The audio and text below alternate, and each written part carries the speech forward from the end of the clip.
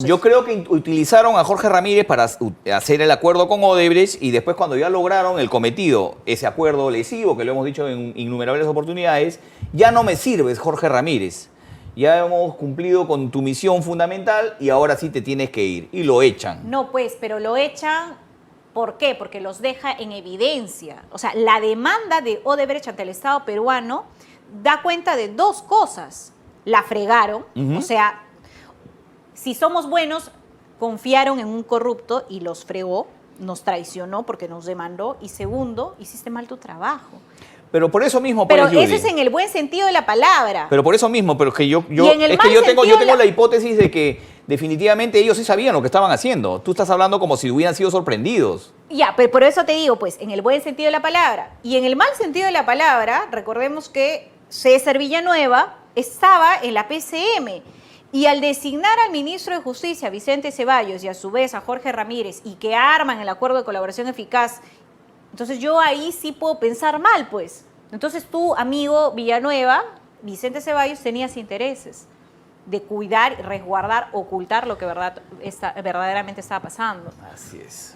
Vamos a ver el informe que se preparó en aquella oportunidad en Combaters con respecto a cuando echaron al procurador que negoció con Odebrecht, Jorge Ramírez.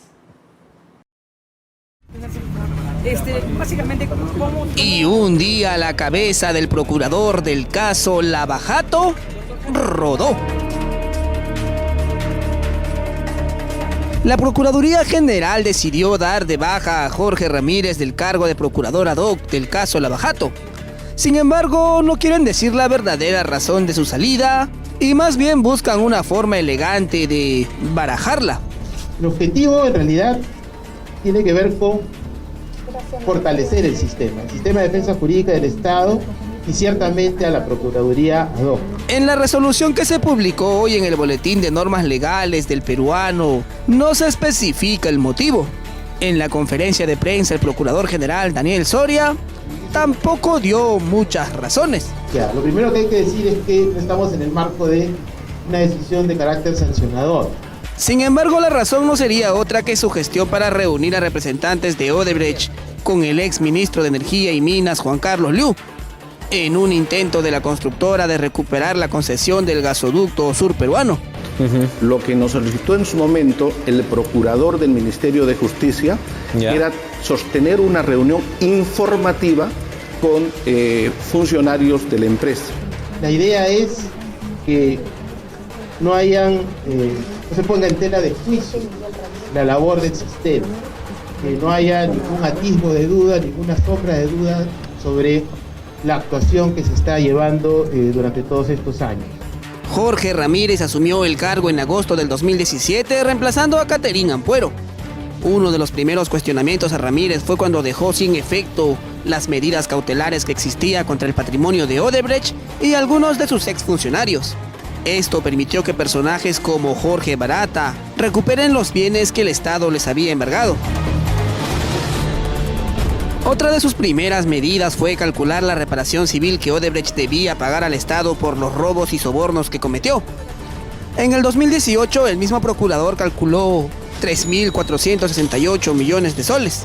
Sin embargo, en el acuerdo de colaboración eficaz entre el Estado, Fiscalía y la constructora, el monto por reparación fue de 610 millones de soles, que los brasileños pagarán en 15 cómodas cuotas anuales. En ese mismo acuerdo también se benefició a la corrupta constructora para que, cuando venda sus activos en el proyecto Chacya, el dinero conseguido no lo retenga el Estado, sino más bien vaya a bolsillos brasileños. Incluso cuando el mismo presidente decía que no compartía la idea de devolver el dinero, desde la Procuraduría presionaron por lo contrario. En principio tengo entendido que el desembolso ha sido declarado legal por el Poder Judicial porque hay una sentencia judicial que aprueba el acuerdo de colaboración eficaz. El último gran cuestionamiento es que, siendo Ramírez el defensor de los intereses del Estado, no pudo prever que Odebrecht demandaría al Perú como ocurrió por el gasoducto, por lo cual piden 1.200 millones de dólares. El equipo de fiscales, siempre en el mismo tono que el procurador, usó los mismos argumentos. Situaciones que pudieran suceder a futuro, situaciones que no eran ciertas, eso lamentablemente no se puede pactar. Tal vez por esas coincidencias, el equipo Lavajato emitió este documento resaltando el trabajo del ahora ex procurador. Resaltamos que como funcionario público cumplió un rol preponderante dentro del avance de las investigaciones llevadas a cabo por el equipo especial, desempeñándose de manera autónoma, honesta e idónea en el cumplimiento de sus obligaciones. Quien reemplazará a Jorge Ramírez en el cargo es Silvana Carrión, quien hasta ayer era su adjunta. Ella también fue participante activa en las negociaciones del acuerdo de colaboración eficaz. Ahora, si la razón por la cual Ramírez fue retirado de su cargo es la reunión que organizó para Odebrecht, ¿qué pasará con quienes también sabían de estas coordinaciones? Una de ellas es la ministra de Justicia, Ana Teresa Revilla. ¿Hasta dónde llegan las responsabilidades en el gobierno? Y así es como se fue Jorge Ramírez. Finalmente lo terminaron echando, se quedó Silvana Carrión, como bien ha descrito el informe y como bien dice Judy. Y es evidente de que quedó esa sensación de que algo está pasando. Acá hay gato encerrado, acá hay algo más. Y ya nos daremos cuenta en algún momento porque siempre el tiempo termina dándonos la razón. Lo que sí a mí me quedó claro es que este Jorge Ramírez pasará a la historia de las negociaciones más oprobiosas en la historia del Perú, por haber negociado con estos ladrones de Odebrecht, porque esos son lo que son, ladrones, y que finalmente se terminaron quedando en el Perú. Añado.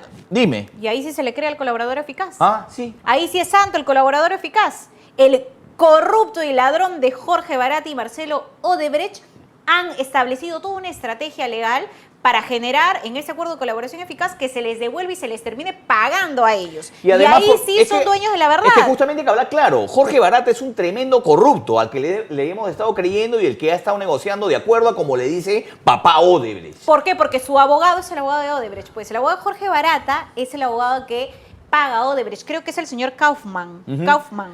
Así es, sí, uno que salía ahí hablando cuando habían estas sesiones en la fiscalía en Brasil. Pero bueno, Curitiba. Curitiba. Hay gente que le ha creído a los fiscales que manejaron este tema y le creían a este procurador que para mí bien era sacado. media suela, taco bajo, como decía el periodista deportivo que recordamos en estos momentos al decir este dicho, Alberto Vez. Nada más que decir, nada más que No hay mucho que decir. Solito se los comió el león, como se dice. Ya, pero ahí sí no se queja Daniel Soria, ¿no? Daniel Soria. Ahí sí no se queja. Tantos ministros han pasado en la historia del gobierno de Martín Vizcarra, no tanto en el de PPK, más en la historia del gobierno de Martín Vizcarra, que yo ya no me acuerdo algunos nombres, Judy. Ya hay nombres que no me acuerdo. Había una señora que estaba Susana metida Vilca. en la minería ilegal, la señora Vilca. También estaba metida en la minería ilegal. Y era ministra de Energía y Minas. Imagínense. Después de Liu Yong-sen. Imagínense. Un chiste. Un chiste de realmente lo que ha pasado. Realmente, o sea, las cosas han sido muy penosas en el gobierno de Vizcarra, sí, algunos no lo quieran admitir. Pero recordemos lo que pasó en aquella oportunidad con Vicente Ceballos tratando de explicar de alguna manera lo que había pasado con el procurador Jorge Ramírez. Recuerde usted, Jorge Ramírez, el que negoció con Odebrecht. De los ministros de Estado, o sea, quien nos designa es a efecto de una determinación política. Su evaluación es política y su retiro es también una decisión política, o sea, se hace una evaluación. Pero el chiste no se contaba solo. El remate lo hace el mismísimo presidente Martín Vizcarra desde Moquegua. Entonces, los cambios de ministros se han dado porque hemos hecho una evaluación con el premier Ceballos y en función de diferentes aspectos hemos creído conveniente cambiar ministros en estas 4 carteras. Para el presidente, las dudas sobre las renuncias vendrían de sus enemigos. Sí, pese a que no hay congreso opositor ni una bancada instalada en el Parlamento, el presidente busca culpables. Cuando vemos que intereses que se han visto afectados cuando el Poder Judicial los acecha, intereses que se sienten perjudicados cuando el pueblo le da la espalda, por ejemplo en las últimas elecciones, lo que tratan es de atacar al gobierno. Cuando se le preguntó por las últimas acciones de Odebrecht contra el Estado, el presidente dio esas respuestas que más parecen eslogans y aprovechó para respaldar a la Fiscalía. Respaldamos al Ministerio Público, al Poder Judicial, en todo su esfuerzo para combatir la corrupción, determinar los responsables de la corrupción.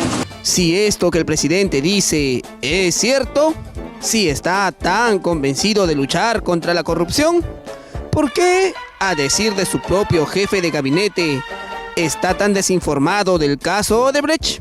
El presidente, en principio, yo no le he informado. Y ayer, ¿no le informó el presidente? No, y no tenía por qué informarle. Porque yo también tengo competencia. Así como lo oye.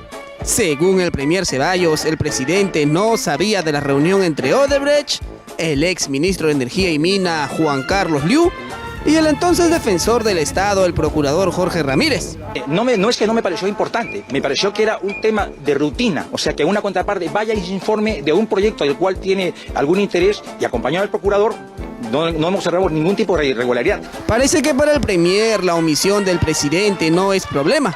Por algo sigue en el cargo y sigue defendiendo la reunión entre la corrupta Odebrecht y funcionarios del gobierno para, supuestamente, evitar que nos demanden. ¿Qué de grave tenía una reunión en la cual esta empresa tenía el derecho? Si no tenía nada de malo, permítame por favor. Primero, la reunión era el derecho que tenía esta empresa para informarse. ¿Dónde habrá quedado el Vicente Ceballos que hace una semana decía: el gobierno no negocia con corruptos? Para justificarse, el premier le ganó hasta Cantinflas. El gobierno no negocia con corruptos. ¿Por qué, digamos, de alguna manera usted estuvo de acuerdo con esta reunión cuando días atrás dijo que no negociaban con delincuentes, con corruptos? Oiga, esta reunión ha sido de 9 de enero y yo esta declaración le he dado recién el día 5 de febrero. Si no lo entendió, no se preocupe. Es lo menos importante de las muchas cosas que no se entienden y sorprenden del gobierno, como los 35 cambios en distintos ministerios. La mayoría de ellos renunciaron y los otros pasaron de una cartera a otra. Y es que más allá de la sorna, la actitud del presidente y sus hombres de confianza dejan más de una duda y muchas sospechas. Esto es una pieza de loco. No sé, Judy, no sé si habría algo más que añadir con respecto a lo que pasó con el procurador Jorge Ramírez. No algo más que añadir, pero sí algo que pedir. ¿Y las investigaciones de este caso? ¿Y las denuncias? ¿Dónde están los peces gordos? ¿Cuántas personas, digamos, de los que nos habían prometido con el acuerdo de colaboración con Odebrecht, cuántas personas, cuántos, miembros importantes del Estado peruano, sean presidentes del Ejecutivo, del Legislativo, hablando de congresistas, de gobernadores regionales, de alcaldes, tenemos, digamos, ya involucrados y acusados formalmente gracias a la colaboración de los delincuentes de Odebrecht? Arranca tu día con el magazine más dinámico del Perú. Noticias, entrevistas, efemérides, política, espectáculos y todos los deportes, las eliminatorias al Mundial, la Liga 1 y la Champions. De lunes a sábado de 6 a 10 de la mañana por Willax Televisión y por TVO Radio 91.9 FM, la radio con fe. Los astros te serán propicios en TVO. Por Facebook, Twitter y YouTube. Suscríbete y activa las notificaciones. ¿Qué es facilote? Pues... No, eso no. Entonces... No, tampoco. ¡Ya sé! ¡Exacto! Comprar un lote en Centenario es facilote. Sin inicial y 12 meses sin intereses. ¡Comprar tu lote! ¡Facilote! Ingresa a terreno.p. Centenario. Más de 90 años haciendo propietarios más fácil.